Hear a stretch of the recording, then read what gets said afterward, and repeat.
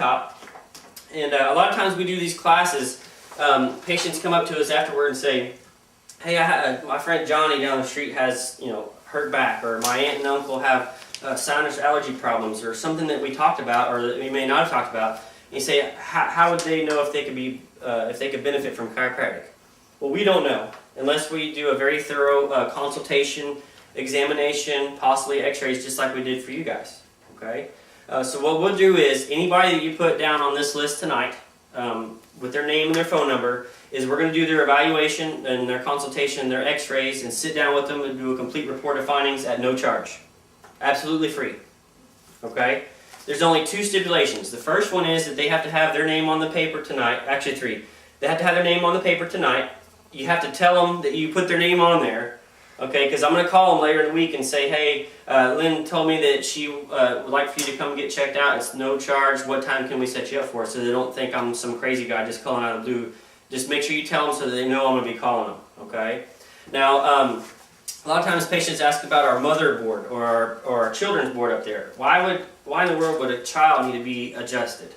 Most adults think, that doing something the same thing we do for you would be detrimental to the child. Of course it would. We put too much, pressure for that kid. But we change our techniques up. But what do you think is the most traumatic experience that we go through as human beings? And everybody goes through it.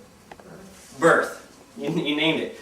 We're trying to squeeze something about the size of a football out of about the size of something about an apple. So it doesn't take a lot of it's not rocket science to know that it puts a lot of strain and stress not only on the mother but the baby. A lot of times when the baby comes out, if they're not presented properly, the way they're coming out, the doctor will actually reach in and actually try to turn the baby. Sometimes they use forceps, sometimes they use suction cups, and that puts a lot of strain and stress on the neck and the upper part of the child.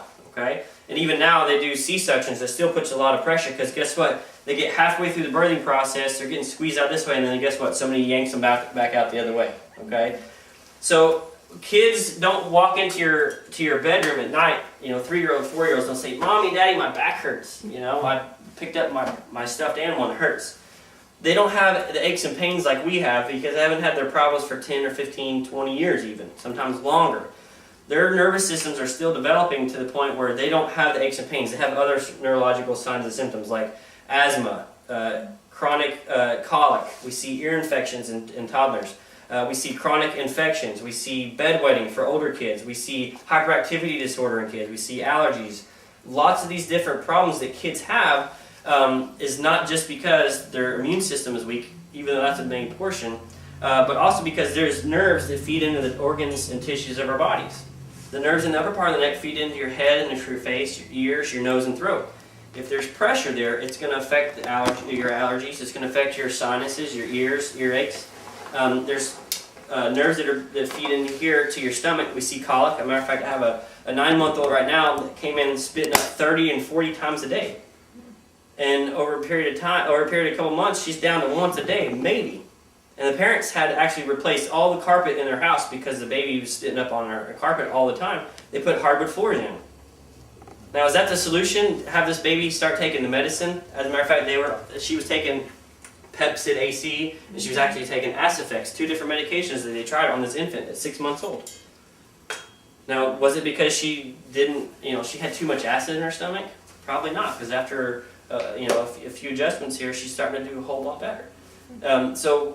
Just another story, my stepson, he was 7 when I met him. He wet the bed 5 or 6 nights a week without fail. And after about a month or so, talking with my wife now, my girlfriend at the time, convinced her to bring him into my office to get him checked. And after a month, he went down to once a week.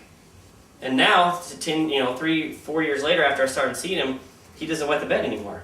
He actually got to go to his first overnight sleepover with his friends, not his family, for the first time when he was 7.5 years old. So it's not only is it something that affects them, but it's going to affect their family and everybody else when they do that. So it can be really detrimental.